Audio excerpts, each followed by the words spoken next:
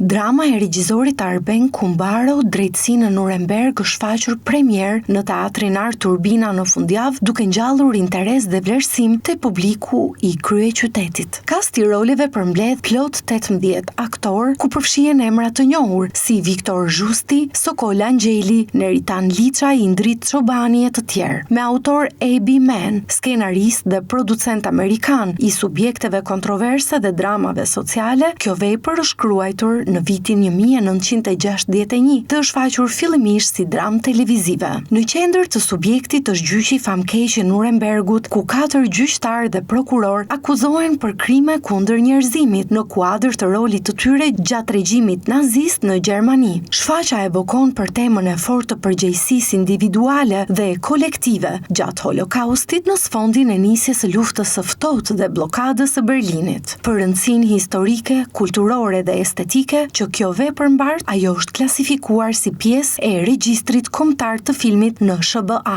Publiku ftohet të përjetojë një gjendje gjykimi dhe reflektimi, ku e drejta dhe e padrejta vihen në një përballje me sfond historik. Sot, në kohën e konflikteve dhe luftrave që zhvillohen në anë të ndryshme të botës, drama e Kumbaros ndihet më aktuale se kur, pasi pas çdo vendimi lufte përballen të gjithë me stekën e drejtësisë, sado kohë të kalojë. Shfaqja do të vijojë të ngjitet në sken në datat 12 deri më 15 mars në Art Urbina, ora 20.